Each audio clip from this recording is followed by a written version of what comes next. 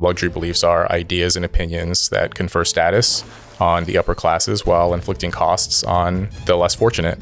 100 years ago, you could immediately tell who was rich and who was poor. We've generally become a more wealthy society. Now, luxury beliefs have, to a large extent, replaced luxury goods. These are expressions of cultural capital.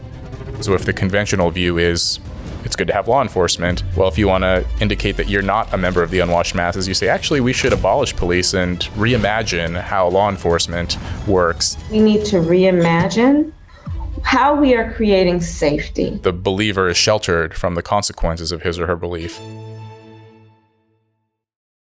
Hello, I'm Fraser Myers, Deputy Editor of Spiked, and I'm delighted to be joined in conversation with Rob Henderson. Rob Henderson is a best-selling author, a Substacker, and you might know him as he coined the term luxury beliefs, which we'll come on to in a moment. Rob, I wanted to talk to you first about your new memoir, Troubled, because you have a PhD from Cambridge. You're a graduate from Yale, but you're probably not, you don't have the kind of background that someone might imagine to have gone to such prestigious universities, to say the least. Yeah, that's right. Well, thanks, Fraser. It's great to be here. Right. Well, the book, I elaborate on my background, my unusual trajectory into higher education. So as you mentioned, I have these degrees from Cambridge and Yale. But before this, my life was a lot different. So the early chapters of Troubled, I describe being born into poverty to my mother.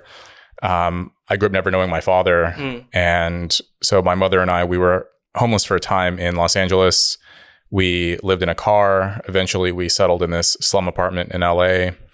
And my mother just became very severely addicted to drugs. And later I read these reports from social workers and police, forensic psychologists indicating that she would have, she'd have visitors in and out of the apartment at all hours of the day and night and trading favors for drugs. And there was just a lot of neglect, which I describe in the book. And then, some neighbors called the police. They saw what was happening. And the police came, a social worker came and took me into a foster home in LA, and I spent the next 5 years or so bouncing around 7 different homes all around Los Angeles. Eventually, I was adopted, and this was the late 90s by this point. I was adopted into this working class family, mother, father, their biological daughter, who became my adoptive sister. But at that point, I got this kind of front row seat into this, what's been happening to families in blue collar working class communities around the US. There was a lot of divorce and financial catastrophes, separations, not just in my adoptive family, but also the lives of my friends who I grew up with. And I tell some of their stories as well in this book. But long story short, I fled as soon as I could, enlisted in the US Air Force, went on to Yale on the GI Bill, and then got a scholarship to Cambridge for a PhD. And the book sort of describes this trajectory and the lessons I learned and how I developed this concept of luxury beliefs. And one thing that really jumps out from your story is how every time you seem to get a foothold somewhere, every time you feel a little sense of security, then your life changes. Either you're moved to another family or there's some kind of unspeakable tragedy happens. I mean, what does that do to someone growing up when you don't have that kind of stability? Yeah. Well, I think that a lot of the discussion in the US and in the UK as well, around the question of what causes or what inhibits social mobility. The focus is on poverty or inequality, material factors. And one thing I try to stress in this book is that, yes, there was some material poverty. I did grow up poor, lower middle class, kind of, in that bottom rung in American society. But what really held me back and weighed me down a lot as a kid was the instability, not so much the lack of financial security, but more so the lack of emotional security. So like I mentioned, I didn't have a father growing up. I temporarily had one with my adoptive family. My adoptive father subsequently deserted me, stopped speaking with me. And there was just so much chaos and uncertainty in my life, especially when I was in the foster homes, that over time, I just, I lacked the ability to become psychologically developed enough to fulfill my own potential. Yeah. So even though I was always a bright kid, kind of a curious kid, whenever someone would extend an opportunity to me, early on, I would sometimes take it, but then something would occur that would set me back. And I just stopped believing in myself, and I needed to get out of that environment. And that's why I left for the military, and that restored some of that confidence. But I have this line early in the book in the preface where if adults let a child down often enough, the child will learn to let himself down. Yeah. And that is what happened to me. Yeah. And by the time you get to Yale, you find this complete kind of culture shock. I think that's fair to say. How did you describe that? Well, so I arrived at Yale. This was September of 2015. So I had just spent 8 years in the Air Force. So I left, like I said, as soon as I could. I enlisted when I was 17. I had to have my adoptive mom sign what essentially was a permission slip for me to go because I was still legally a child. Left for the military, did 2 4-year enlistments, 8 years in total. Arrived at Yale in 2015.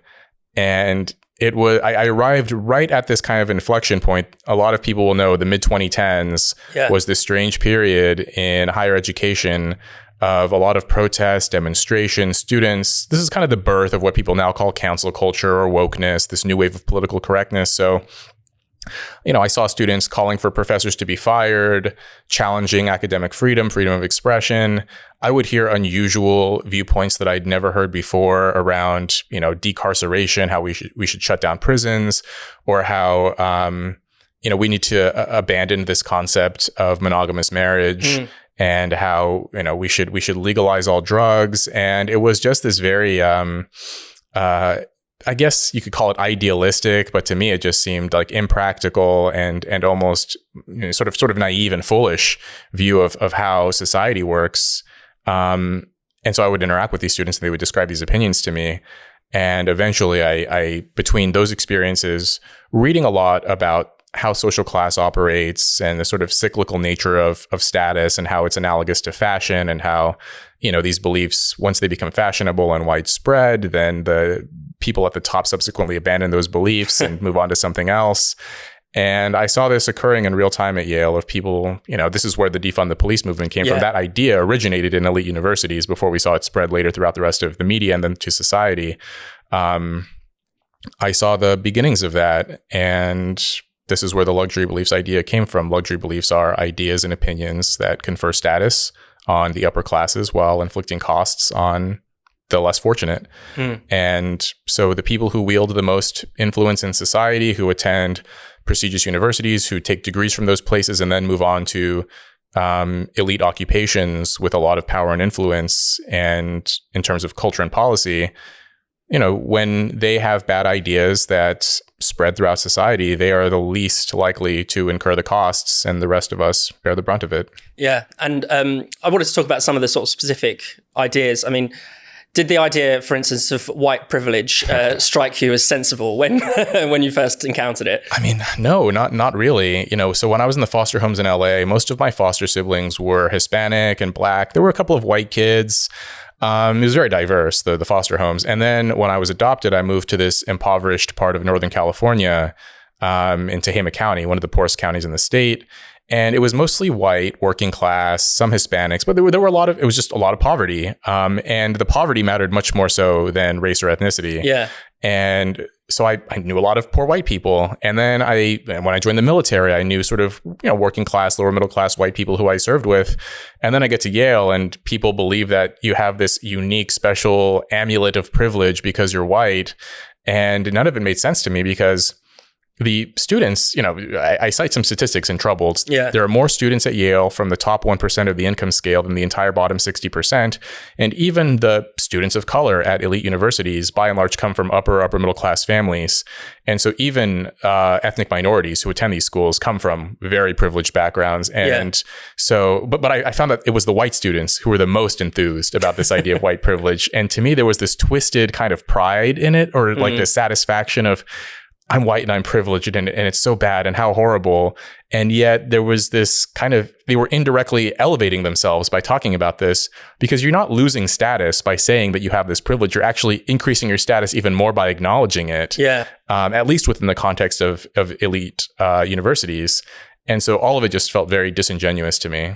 And obviously one of the big themes of your book is family. Do you think that is maybe the most destructive of the sort of luxury beliefs, this idea that maybe family is oppressive, monogamy is outdated, all of those kinds of ideas that are swirling around. Yeah, well, this is borne out in empirical research. The number one predictor, for example, of graduating from university is being raised by two married parents. The data on that, that's like crystal clear. But even my personal experiences, I had 5 close friends growing up, and of the 6 of us, none of us were raised by two married parents. And then I look at our life trajectories. I'm the only one of the 6 who went on to graduate from university, but only much later in life. I had to serve 8 years in the military first to get my life on track. But, I have 2 friends who went to prison. I had a friend who was shot to death. I have friends working in kind of, the margins of society, trying to make a go of it in these kind of low wage jobs, and they're doing okay. But then when I get to Yale, and almost every single person I ever met, they were raised by two married parents, stable, secure families. And yet, if you look at who is the least likely to support the idea that children should be raised by two married parents, these are people who have university degrees, earn 6-figure incomes, who they themselves follow that conventional bourgeois life track. There's a professor at Yale Law who wrote this book about meritocracy. And one line that he uses is, our modern day elites are non-practicing libertines. And what he means by this is that a lot of these people who graduate from elite universities, they publicly espouse this idea of you do you, whatever kind of lifestyle you choose, it's totally fine. All family structures are equal. But then privately, when you look at the choices they make, they are the most likely to get married, the most likely to prioritize education and family and their own children, and trying to set their own kids up for success. And meanwhile, for everyone else, they take this very sort of hands-off approach, or even try to undermine family, which I find shocking. Yeah. And to what extent do you see any of this as deliberate? Is it just something that's in the ether? Is it a natural part of human psychology to want to seek status? Because it's hard to tell, are people deliberately undermining the family? Because I doubt they have ill intentions. I don't know. Well, okay. So by and large, I would say that your intuition is correct. Most people don't have malicious intent, that they're just kind of going with the flow, that, this belief seems to be fashionable and wins me favor among my friends. And it seems, at least at first glance, to be compassionate. And I want to appear to be a compassionate person. So they just kind of go with the flow. But there are, I would say, 10%, maybe 20% of people who espouse these beliefs and promote them. And they do have more sinister intentions, where, in a lot of activist circles, abolishing or abandoning the idea of a stable conventional family, like they actually don't like that, and they do want to sever those bonds. They think that the family itself is some kind of oppressive structure, but then often when you look at their own lives, they were raised by intact families. Yeah. And so all this to say that I think most people, they don't hold sinister intentions, but there is a small number of people who do. And so it's tricky. You can't sort of paint everyone with the same brush. Is it conscious? Is it unconscious? I think it's both. It just depends on kind of who you're speaking with. Yeah, that makes sense. And what you're talking about is deeper than hypocrisy, right? It's not just do as I say, not as I do type thing. There is something actively harmful to the most vulnerable, but not necessarily harmful to perhaps people who already have a leg up in life. Right. Yeah, well, that's a core feature of a luxury belief, is that the believer is sheltered from the consequences of his or her belief. And occasionally, they do incur the costs when they actually do practice what they preach.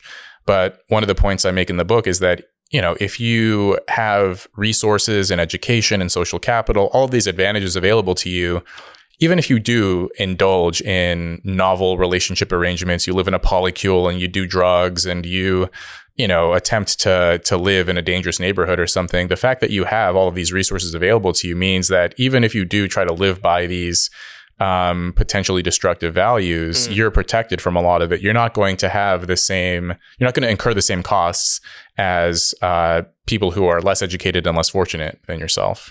And one thing that struck me in the book is a lot of people you're encountering at Yale believe themselves to be oppressed. What do you think the attraction is to being able to present yourself as such? Well, I think there is this idea of virtuous victimhood. And this is sort of my putting my academic hat on, but there has been research on this indicating that people seem to believe that if someone has suffered in some way, if they are beleaguered, then therefore we assign some kind of license to them, some sort of special status or value, authority to them. So, if I tell you, I've been so oppressed because of my identity or because of this, that, and the other, then therefore you have license to speak on issues and to, we confer this kind of moral authority on you.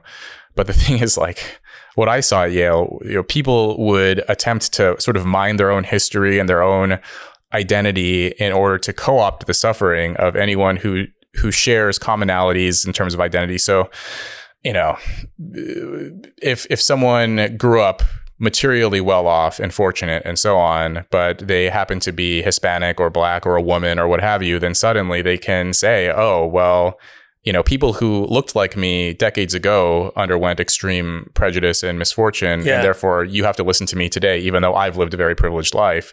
And to me, this was, kind of a misguided way of thinking about things. There's this like obsession with victimhood, and it's just, I think it's very unhealthy. And today, people have luxury beliefs, but would people have held certain beliefs for the same purpose in the past, or would people have looked to more, I guess, consumer items or whatever to show their status? What have you found out in your research? Well, so a lot of the luxury beliefs idea was born out of, my readings of Thorstein Veblen. He wrote this book. He was a sociologist and economist around the turn of the 20th century. He wrote The Theory of the Leisure Class in 1899. And in that book, he describes how the elites of his day would exhibit their status with material possessions. So, delicate and expensive clothing, pocket watches, monocles, attending lavish and expensive ballroom events. And today people still do that. But my claim is that material possessions are a noisier signal of one's status. So 100 years ago, just by looking at how someone was dressed, you could immediately tell who was rich and who was poor. Whereas today, because we've generally become a more wealthy society, and because, it's just harder to tell just at first glance how much money someone has the way that you could in the past. Now, people express their status through luxury beliefs, that luxury beliefs have to a large extent replaced luxury goods. These are expressions of what the sociologist Pierre Bourdieu called cultural capital, where you spend your wealth to attend certain kinds of expensive schools and universities. You absorb the mannerisms and vocabulary and habits and opinions and fashionable views of the elite. That's how you sort of enculturate yourself into it. And it's also how you sort of stand apart from the masses. So if the conventional view is it's good to have law enforcement, well, if you want to indicate that you're not a member of the unwashed masses, you say, actually, we should abolish police and reimagine how law enforcement works, and, hire violence interrupters and, all these other sort of strange newfangled ideas. Policing, that's so backwards and antiquated. This is like a way to signal one's position in society.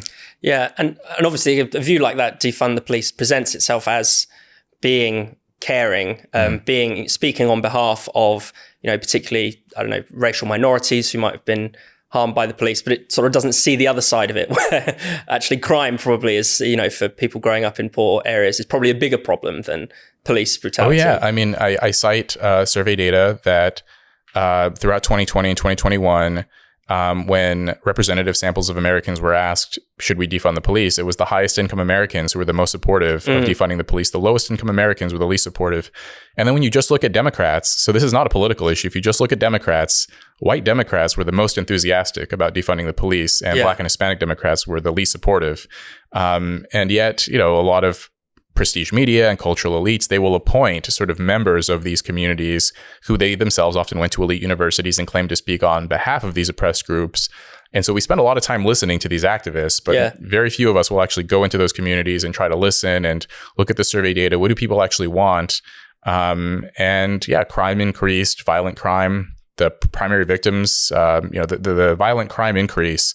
The majority of the victims were poor, marginalized people. This is post George Floyd after exactly after defunding 2020 the police experiments. Violent crime skyrocketed, homicides increased across the board, but most of the victims were poor, marginalized, ethnic minorities, and we're just kind of moving right along as if that had never happened.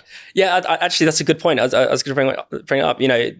There hasn't been a real reckoning with that period. I mean, conservatives talk about it a lot, but the people who, why has no one looked back and thought, did my idea of this new way of policing actually work? Did it actually do any good? That doesn't seem to figure, even though, if the objective is to look compassionate, you would think that would be quite important. Yeah. Somehow we've created this system where elites, political elites, cultural elites, we can make catastrophic blunders, and it seems like we hardly ever learn any lessons. I mean, I'm not just thinking about the left, but the right as well, with the pull out of Afghanistan.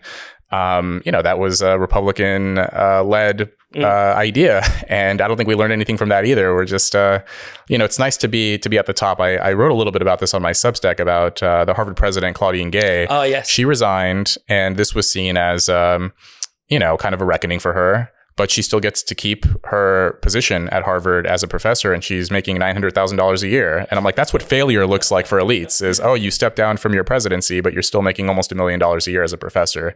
Like, oh, how sad for you. Yeah, failing upwards. Yeah, exactly.